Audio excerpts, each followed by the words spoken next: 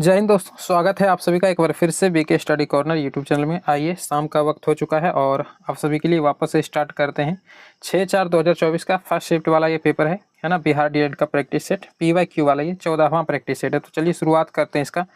Copy pen लेकर के बैठ जाइए और सेट लगाना शुरू कीजिए। लास्ट में स्कोर बताइएगा कि सर 65 में से कितना सही हो रहा है आपका, है ना। देखिएगा, पहला क्वेश्चन हिंदी का कहता है कि विद्यालय का संधि विच्छेद क्या हो जाएगा।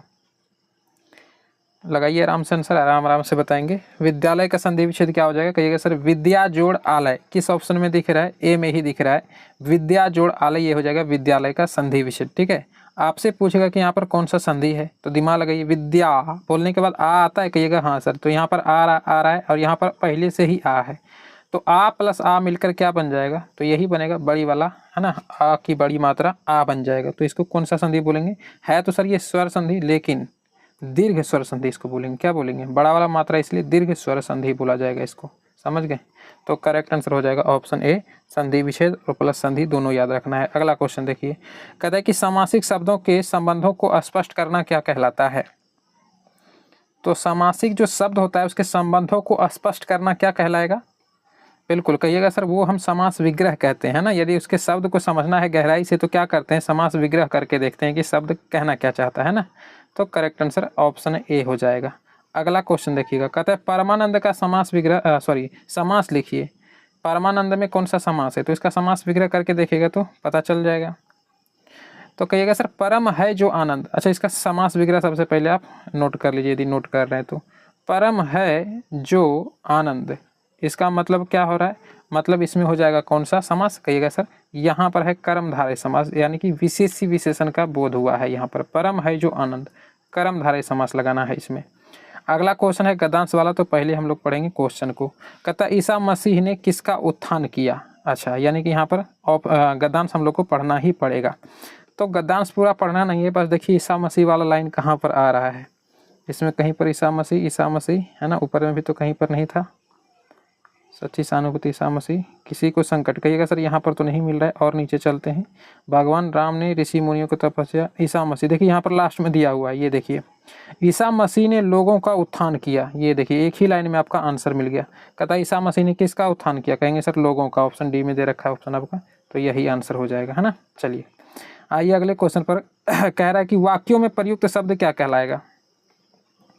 वाक्यों में जो प्रयुक्त शब्द होता है उसको क्या बोलते हैं, तो बिल्कुल कहिएगा सर उसको हम लोग बोलते हैं पद। ठीक है, जो वाक्य में शब्द मिला हुआ रहता है उसको हम पद बोलते हैं। और देखते नहीं कि जैसे कोई वाक्य है, पूरा वाक्य, इसका छोटा सा एक हिस्सा काट के निकालते हैं तो उसको क्या बोलते हैं, पदबंध बोलते हैं।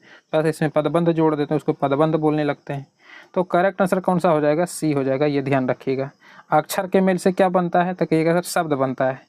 सबसे पहले यही ध्यान रखिए, वर्णों के मेल से अक्षर बनता है, अक्षर के मेल से शब्द बनता है, और शब्द के मेल से क्या बनता है, तो वाक्य बन जाता है। लेकिन वाक्य के बीच वाला कोई पार्ट यदि काट के हटाएं उसको, तो उसको हम क्या बोलेंगे, पदबंध बोलेंगे। लेकिन यहाँ पर कह रहा है कि वाक्यों में प्रयुक्त शब्द क्या कहलाएगा, तो पद ही तो कहलाएगा। सी आंसर हो जाएगा।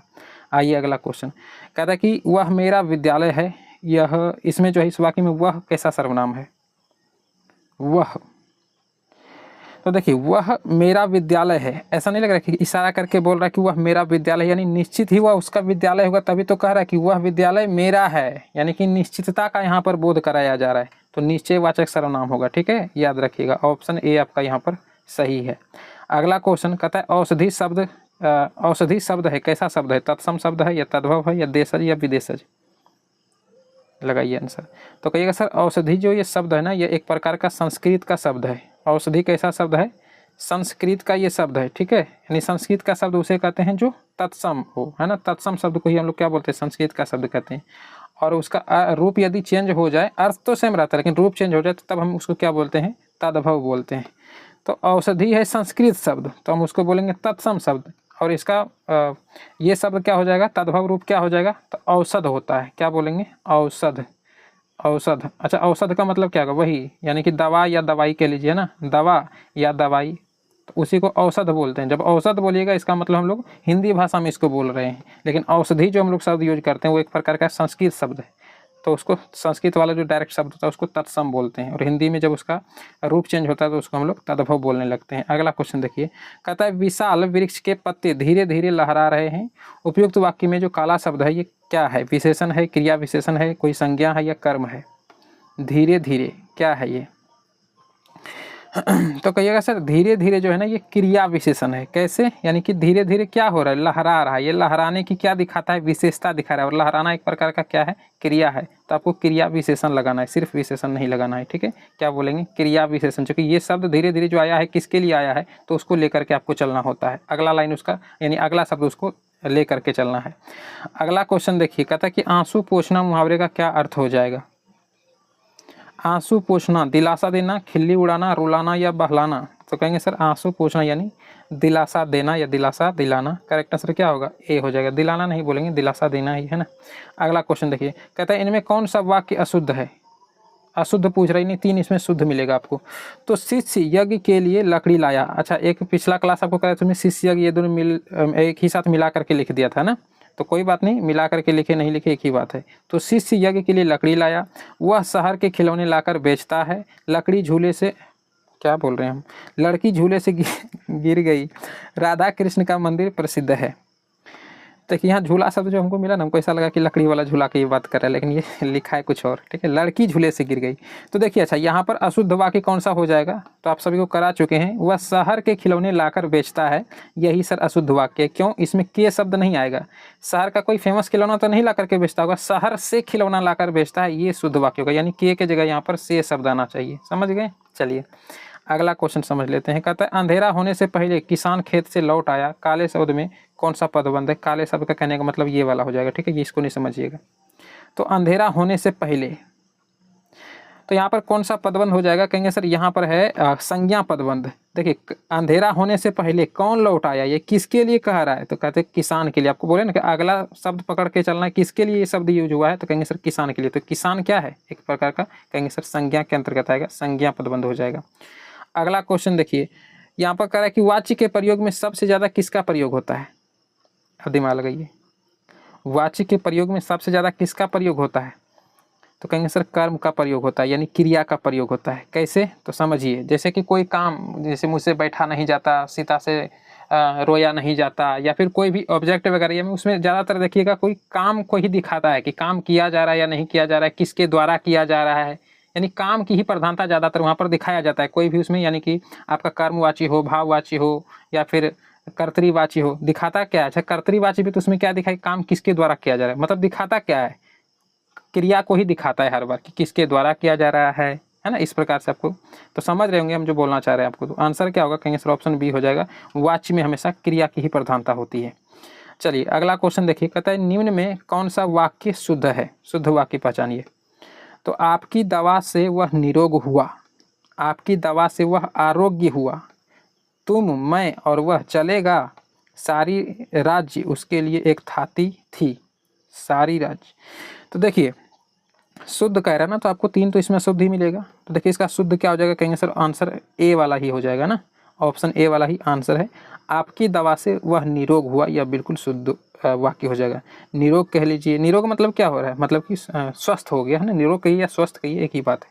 तो आंसर आपका ऑप्शन ए हो जाएगा। आइए अगला क्वेश्चन कहता है शब्द शक्ति के कितने भेद हैं? बताइए, शब्द शक्ति के कितने भेद हैं? लगाइए आंसर। तो बता चुके हैं 3 गो भेद सर, अविधा, लक्षणा और व्यंजना। शब्द शक्ति के टोटली 3 भेद। करेक्ट आंसर बी होगा। अगला क्वेश्चन कहता है अर्थबोध कराने के संदर्भ में निम्नलिखित में से कौन सा कथन सत्य है? अर्थबोध कराने के संदर्भ में, ठीक है। अविधा शब्द शक्ति लक्षणा पर आश्रित है। अच्छा अविधा जो होता है वो लक्षणा पर आश्रित होती है? नहीं, लक्षणा पर आश्रित क्यों रहेगा? अविधा तो स्वतंत्र होता है ना, सिंपल वाक्य जो होता है वो तो स्वतंत्र होता है। ये नहीं, ये गलत है। लक्षणा शब्द शक्ति व्यंजना पर आश्रित होता है। लक्षणा व्यंजना पर आश्रित होता है? नहीं, ये भी कहना गलत है। लक्षणा का ही एक है ना, ये अविधा पर भले आश्रित हो सकता है, लक्षणा व्यंजना पर आश्रित नहीं होता, ये भी फिर गलत है। अविधा शब्द शक्ति लक्षणा व्यंजना दोनों पर आश्रित है। अविधा भाई स्वतंत्र, ये किसी पर आश्रित होगा ही नहीं, तो ये फिर तीनों गलत है। तब आंसर बच गया सिर्फ डी, यही वाला आंसर होगा। क्या कह रहा है? अच्छा देखते हैं कि लक्षणा एवं व्यंजना दोनों शक्तियाँ अविधा पर आश्रित। हाँ, अविधा स्वतंत्र है, इसी पर सब आश्रित रहता है। तो करेक्ट आंसर डी हो जाएगा। क्योंकि देखिए लक्षणा शब्द शक्ति होगा ना, उसमें अभिधा शब्द शक्ति आपको जरूर मिल जाएगा। व्यंजना कहिएगा उसमें भी आपको अभिधा का कुछ ना कुछ अंश जरूर मिलेगा। तो अभिधा शब्द शक्ति सब में मिल जाता है, इसलिए ये अभिधा पर सारे आश्रित होते हैं। तो करेक्ट आंसर डी हो जाएगा। समझ गए होंगे। अगला क्वेश्चन देखिए, कहता है जहाँ प्रस्तुत तथा अप्रस्तुत में एक धर्म संबंध वर्णित है वहाँ डैश होता है, कौन सा अलंकार होता है। देखिए एक तो होता उपमा अलंकार, यदि उपमा अलंकार ऑप्शन में ना हो तो आंसर क्या लगाइएगा, कहेंगे सर बी, उसमें दीपक अलंकार हो जाएगा। यदि दीपक अलंकार ना होता तो आप उपमा अलंकार लगा सकते हैं, ठीक है ना। जैसे कि धर्म संबंध वगैरह ये जो आता है उपमा अलंकार का ही एक भेद है, तो बी वैसे आंसर होगा आपका। अगला क्वेश्चन देखिए, यहाँ पर कह रहा है कि काव्य के शब्द और अर्थ में चमत्कार ला दे उसे साहित्य में क्या कहा गया है या क्या कहा जाता है। तो काव्य के शब्द या अर्थ में चमत्कार ला दे उसी को हम लोग बोलते हैं अलंकार, ठीक है। क्या बोलते हैं, अलंकार बोलते हैं। तो करेक्ट आंसर क्या हो जाएगा, कहिएगा सर बी बिल्कुल सही है। अगला क्वेश्चन देखिए, कहता है एक राम घनश्याम हित चातक तुलसीदास में अलंकार खोजिए। एक राम घनश्याम हित चातक तुलसीदास में अलंकार खोजिए। तो यहाँ पर कहिएगा सर ऑप्शन ए है रूपक अलंकार। कैसे, राम का तुलना घनश्याम से किया गया है। करेक्ट आंसर क्या होगा, कहेंगे सर ए हो जाएगा। अगला क्वेश्चन देख लीजिए, कहते हैं किस पंक्ति में रूपक अलंकार है ढूंढिए। शशि मुख पर घूंघट डाले, है ना, आंचल में दीप छिपा, यही तो है। शशि का तुलना यानी कि चंद्रमा का तुलना किससे किया गया है, मुख से, यानी मुख को डायरेक्ट चंद्रमा बता दिया गया है। रूपक अलंकार किस में था कह रहा था, तो ऑप्शन ए ही तो सही है, बाकी कहीं भी आपको रूपक अलंकार नहीं मिलेगा। आइए अगले क्वेश्चन पर, यहाँ पर देख लीजिए क्या कहता है। यहाँ पर कह रहा है कि पुलक प्रकट करती है धरती हरित तीनों की नोक से, मानो झूम रहे हो तरु भी मंद पवन की झोंकों से। मानो शब्द मिला, कहिएगा हाँ सर। तो कौन सा अलंकार हो जाएगा, कहेंगे सर उत्प्रेक्षा अलंकार है। ऑप्शन बी बिल्कुल सही है। अगला क्वेश्चन देखिए, कहता है कि यह अथाह पानी रखता है, यह सूखा सा गात्र। इस पंक्ति में कौन सा अलंकार है, मेरे ख्याल से बता चुके हैं आप सभी को, कहिएगा हाँ सर। यह अथाह पानी रखता है, अथाह पानी मतलब कि सोच सकते हैं कि उसका नाप भी नहीं सकते हैं। अथाह पानी रखता है कौन, सूखा सा गात्र, गात्र बन होता है एक तरह से तालाब। तो जब कह रहा है कि अथाह पानी रखता है, फिर कहता है सूखा सा गात्र, नहीं लग रहा है कि विरोध का उच्चारण कर रहा है यहाँ पर, तो विरोधाभास अलंकार होगा। कहेंगे सर ऑप्शन सी में दे रखा है विरोधाभास अलंकार। अगला क्वेश्चन देखिए, कहते हैं जिन वर्णों के उच्चारण में, ये भी करा चुके हैं, हर्ष उसे दूना समय लगता है उसे क्या कहते हैं। तो हर्ष वर्ण से जिसमें दूना समय यानी दुगना समय उसको बोलने में लगता है उसको हम लोग गुरु वर्ण कहते हैं। आप गुरु कह लीजिए या फिर इसी को आप दीर्घ कह लीजिए, एक ही बात है, दीर्घ कहिए या गुरु कहिए। अगला क्वेश्चन कहता है निम्नलिखित पंक्ति में कौन सा छंद है बताइए, न जिसमें कुछ पौरुष हो यहाँ सफलता वह पा सकता कहाँ। इसमें कौन सा छंद है, छंद पूछ रहे हैं। तो कहिएगा सर यहाँ पर करेक्ट आंसर डी हो जाएगा। इसमें है ध्रुव विलंबित छंद, डी आंसर है आपका। अगला क्वेश्चन देखिएगा, कहता है औज गुण की विशेषता से संबंधित कथन कौन सा सही है, दिमाग लगाइए। तो वर्गीय व्यंजनों का आधिक्य, समासिक पदावली का प्रयोग, वीर रस की व्यंजना, समस्त नवरसों की व्याप्ति। तो कहिएगा सर यहाँ पर ऑप्शन बी बिल्कुल सही है। 1, 2 और 3 सही है। ट वर्गीय व्यंजनों की आधिक्य, समासिक पदावली का प्रयोग और वीर रस की व्यंजना। करेक्ट आंसर ऑप्शन बी हो जाएगा। लास्ट क्वेश्चन देखिए, कहता है संचारी भावों की संख्या कितनी है, बता चुके हैं आप सभी को। संचारी भावों की संख्या कितनी है, कहिएगा सर जी टोटली 33 है ना। तो 33 माने इस प्रकार से, तो ऑप्शन क्या हो जाएगा, कहेंगे सर बी बिल्कुल सही है। चलिए साइंस को स्टार्ट करते हैं यहाँ से। देखिएगा कह रहा है कि गाय की स्वदेशी या देसी नस्ल की विशेषता है, देखते हैं स्वदेशी या देसी नस्ल की विशेषता क्या है गाय की। अल्प अवधि तक दूध देना, दीर्घ अवधि तक दूध देना, बीमारियों के प्रति रोग प्रतिरोधक क्षमता का उसमें होना, मौजूद होना। अल्प अवधि तक दूध देना व बीमारियों के प्रति रोग प्रतिरोधक क्षमता का होना, ये दोनों बताइए। तो देखिए भाई मेरे, इसका राइट आंसर ऑप्शन डी हो जाएगा। जो स्वदेशी या देसी गाय का जो नस्ल होता है ना, उसमें कम समय तक वो दूध देती है, तो ये तो इसमें गुण होता है। साथ ही साथ इसमें एक और, इसको अवगुण भी नहीं कह सकते, मतलब वो कम समय के लिए हल्का सा, बाकी सारी नस्ल जो होता है वो थोड़ा ज़्यादा टाइम तक दूध देता है, लेकिन जो देसी नस्ल होता है वो कम समय तक दूध देता है। और बीमारियों के प्रति रोग प्रतिरोधक क्षमता तो भाई उसमें होगा, चूँकि स्वदेशी या देसी नस्ल है तो इस वजह से, है ना, जल्दी उसको कोई बीमारी नहीं होता है। तो करेक्ट आंसर डी हो जाएगा। अगला क्वेश्चन देखिएगा, यहाँ पर कह रहा है कि सामान्य अम्ल की उपस्थिति में जो फेनोल्फथलीन होता है इसका रंग कैसा होता है, ये भी बता चुके हैं। कहिएगा सर जी नॉर्मल जब अम्ल की या एसिड के रूप में फेनोल्फथलीन रहता है ना, तो उसका कोई रंग यानी कोई कलर होता ही नहीं है, वो रंगहीन होता है। आइए अगला क्वेश्चन यहीं पर कहता है कि अयस्क किसका मिश्रण होता है, बताइए। अयस्क तो कहिएगा सर यहाँ पर अयस्क में देखिए धातु भी होता है, अयस्क में अधातु भी होता है और साथ साथ अयस्क में अशुद्धियाँ भी मौजूद होता है। तो तीनों चीज़ उसमें मौजूद होता है। ऑप्शन में ऐसा कहीं पर नहीं दिया है, धातु अधातु या धातु अधातु लेकिन अशुद्धियाँ नहीं दिया हुआ है। तो करेक्ट आंसर क्या होगा, कहेंगे सर इनमें से कोई नहीं हो जाएगा, डी बिल्कुल सही जवाब। अगला क्वेश्चन देखिएगा, कहता है CO2 के सभी नमूनों में कार्बन तथा ऑक्सीजन के द्रव्यमान का अनुपात 3:8 है, यह किस नियम का पालन कर रहा है। कार्बन का अनुपात कितना है 3 और ऑक्सीजन का 8 है, तो यह किसका नियम पालन कर रहा है। तो कहेंगे सर बिल्कुल यहाँ पर आंसर हो जाएगा ऑप्शन बी, यानी कि स्थिर अनुपात का नियम ये पालन जो है कर रहा है। करेक्ट आंसर ऑप्शन बी होगा। कहते हैं निम्नलिखित में से कौन इकाई झिल्ली है। इकाई झिल्ली मतलब समझ रहे माने एकल झिल्ली वाला कोशिकांग इनमें कौन सा है। प्लाज्मा झिल्ली, गोल्गी काय या गोल्जी काय लिखा रहता है तो ये बोल सकते हैं, या फिर ER झिल्ली माने इंडोप्लाज्मिक रेटिकुलम और इनमें सभी। तो कहिएगा सर इनमें सभी हो जाएगा करेक्ट आंसर, है ना। चाहे प्लाज्मा झिल्ली हो एकल झिल्ली होता है, गोल्जी काय वाला झिल्ली एकल झिल्ली होता है, इंडोप्लाज्मिक रेटिकुलम में भी एक ही झिल्ली लगा होता है। तो करेक्ट आंसर डी हो जाएगा, सभी एकल झिल्ली के होते हैं। अगला क्वेश्चन देख लीजिए यहाँ पर क्या कह रहा है। कहता है कि गोल्जी काय या गोल्जी निकाय बोला जाता है इसको, ये स्थानिक रूप से किससे संबंधित है। प्लाज्मा झिल्ली से संबंधित, राइबोसोम, माइटोकॉन्ड्रिया या एंडोप्लाज्मिक रेटिकुलम। देखिए आपको मॉर्निंग वाला क्लास में बताया था ना, एंडोप्लाज्मिक रेटिकुलम ER कहीं पर लिखा रहेगा या फिर ER इस प्रकार से लिखा रहता है ना। तो आंसर इसका यही हो जाएगा ER, यानी गोल्जी काय या गोल्जी निकाय का संबंध किससे है, इसी ER से, एंडोप्लाज्मिक रेटिकुलम कोशिकांगक से। अगला क्वेश्चन कहता है इनमें कौन नवीकरणीय संसाधन का उदाहरण है। नवीकरणीय संसाधन का उदाहरण इनमें कौन सा है। तो कहिएगा सर सी हो जाएगा, ये सौर ऊर्जा जो है ये नवीकरणीय के ही अंतर्गत आते हैं, बाकी सभी के सभी गैर नवीकरणीय हैं, है ना, सारे सीमित मात्रा में है। देखिए अगला क्वेश्चन कहता है एक स्वस्थ व्यक्ति का सामान्य स्थिति में रक्तचाप कितना होना चाहिए बताइए। ना नॉर्मल इंसान कोई है ना, जैसे दौड़ वगैरह करके नहीं आया है, सिंपल एकदम स्थिर अवस्था में है और अच्छा हेल्थ है उसका, तो ये पूछा जाता है कि नॉर्मल इंसान का, एक स्वस्थ इंसान का ब्लड प्रेशर कितना होना चाहिए, रक्तचाप कितना होना चाहिए। तो देखिए ये ज़्यादातर स्टूडेंट है ना भूलता है, यहाँ पर 120/80 और 80/120 में, ये दोनों तो नहीं लगाइएगा, याद भी रहता है ना, फिर भी इसी दोनों में कन्फ्यूजन हो जाता है।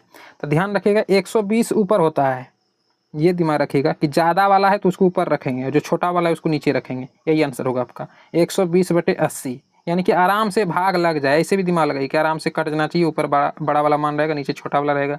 कुछ भी करके बस ये ट्रिक याद रखिएगा कि ऊपर पहले बड़का आएगा, नीचे छोटा वाला आएगा, बड़ा आदमी को ऊपर रखना है, छोटा को नीचे रखना है। कुछ भी दिमाग में ऐसे कुछ भी खुरफाट टाइप का सोच लीजिए, लेकिन याद रखिएगा। जिसको याद रह जा रहा है वो तो ठीक है, लेकिन कई सारे स्टूडेंट इसमें गलती कर चुके हैं, हम देखे हैं। तो इसलिए आंसर लगाना है ऑप्शन आपको जिसमें 120/80 वाला हो, ठीक है, 80/120 नहीं, 120/80 बी आंसर होगा। अगला क्वेश्चन देखिए, कहता है the on the origin of species नामक पुस्तक के लेखक कौन है, किसने लिखा है। तो कहिएगा सर आंसर ए हो जाएगा, चार्ल्स डार्विन ने लिखा है। अगला क्वेश्चन यहीं पर कहता है दूरी समय ग्राफ ढलान क्या देता है, क्या देता है। तो कहिएगा सर ये देता है गति का, है ना, मान देता है। तो आंसर आपका क्या हो जाएगा, ए हो जाएगा। देखिएगा अगला क्वेश्चन कहता है क्रिया और प्रतिक्रिया हमेशा विपरीत दिशा में कार्य करते हैं, क्रिया और प्रतिक्रिया परिमाण में बराबर होते हैं, क्रिया और प्रतिक्रिया हमेशा जोड़े में मौजूद होते हैं, या सभी कथन सत्य हैं। तो कहिएगा सर डी हो जाएगा इसका आंसर, सभी के सभी कथन सत्य हैं। हमेशा विपरीत दिशा में कार्य करता है, क्रिया प्रतिक्रिया बल जो होता है परिमाण में भी बराबर ही होते हैं, और हमेशा यानी जितना ताकत आप पृथ्वी पर लगाते हैं, पृथ्वी भी आपको उतना ही प्रेशर से ऊपर ढकेलती है। उसी प्रकार हमेशा विपरीत दिशा में कार्य करता है, पृथ्वी ऊपर हमें ढकेलती है तो हम पृथ्वी को नीचे ढकेलते हैं, तब हम स्थिर रह पाते हैं ज़मीन पे, है ना, उसी को क्रिया प्रतिक्रिया कहते हैं। फिर कह रहा है कि हमेशा जोड़े में मौजूद होता है, तो जोड़ा में तो रहबे करता है, ऊपर और नीचे दो बल कार्य कर रहा है, तभी तो जोड़ा तो हो ही गया, दो चीज़ को जोड़ा ही तो बोलते हैं। तो कहिएगा हाँ, तो आंसर डी फिर सही है। देखिएगा अगला क्वेश्चन यहाँ पर क्या कह रहा है, कहता है सही गलत बताना है कि उत्प्लावन बल गुरुत्वाकर्षण बल के विपरीत दिशा में कार्य करता है, क्या ये कथन सत्य है असत्य है। तो कहिएगा सर यहाँ पर ना करेक्ट आंसर हो जाएगा ऑप्शन ए, ये कथन बिल्कुल सत्य है कि गुरुत्वाकर्षण जो बल होता है, उत्प्लावन बल जो होता है ये गुरुत्वाकर्षण बल के विपरीत दिशा में कार्य करता है। यानी उत्प्लावन बल किधर लगता है, तो कहेंगे सर ऊपर की ओर लगता है, और गुरुत्वाकर्षण बल हमेशा किसी भी वस्तु को नीचे की ओर खींचती है। समझ गए ना, तो करेक्ट आंसर क्या होगा, कहेंगे सर ए बिल्कुल सही है। चलिए अगला क्वेश्चन देख लीजिए, यहाँ पर क्या कह रहा है, कहता है वह घटना जहाँ उत्पन्न ध्वनि परावर्तन के कारण दोबारा सुनाई देती है क्या कहलाती है ना, इको जिसको बोलते हैं इको। तो इसका राइट आंसर क्या हो जाएगा, कहेंगे सर सी, उसको हम लोग बोलते हैं प्रतिध्वनि या एक प्रतिध्वनि लिखा है तो हो बोल सकते हैं, एक कहिए दो कहिए कुछ भी कहिए। देखिएगा यहाँ पर कह रहा है कि विश्व में सबसे तेजी से घटने वाला प्राकृतिक संसाधन कौन सा हो जाएगा, बताइए, पानी, हवा, वन या सूरज की रोशनी। तो विश्व में सबसे तेजी से घटने वाला कोई प्राकृतिक संसाधन है ना सर, तो वो जंगल है ना, वन है, और इसको तेजी से काट भी रहा है, हमारा सरकार भी इसमें लीन है एकदम से, जितना भी पेड़ पौधा है सब काटने में, सिर्फ है ना बड़े बड़े बिल्डिंग बनाने में। अडानी अंबानी को तो बेच ही दिया है पूरा जंगल। देखिए अगला क्वेश्चन यहाँ पर कह रहा है कि क्लोरोफ्लोरोकार्बन एक गैर ज्वलनशील रसायन है जिनका उपयोग मुख्य रूप से किसमें किया जाता है, इत्र, रेफ्रिजरेटर, एयर कंडीशनर, इनमें सभी। तो कहिएगा सर यहाँ पर करेक्ट आंसर हो जाएगा ऑप्शन डी, इनमें सभी। इत्र में भी यूज होता है, रेफ्रिजरेटर यानी जिसको फ्रिज आप लोग बोलते हैं उसमें भी यूज होता है, एयर कंडीशनर में भी यूज किया जाता है। CFC क्लोरोफ्लोरोकार्बन का ओजोन परत के लिए काफ़ी नुकसानदायक इनको माना जाता है। CFC को ओजोन का फार्मूला O3 होता है ना, पराबैंगनी किरण से हमें बचाता है ओजोन परत, और उसी का ये क्षय कर रहा है क्लोरोफ्लोरोकार्बन।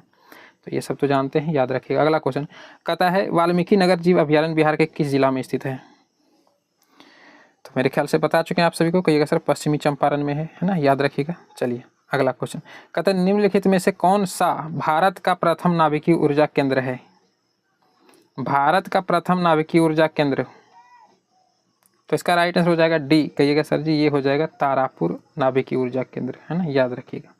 अगला 1 वोल्ट होता है किसके बराबर, बताइए, तो कहिएगा सर 1 वोल्ट जो होता है ना सर वो 1 जूल बटे यानी प्रति कुलम या 1 जूल बटे कुलम बोल सकते हैं, तो इसके बराबर होता है।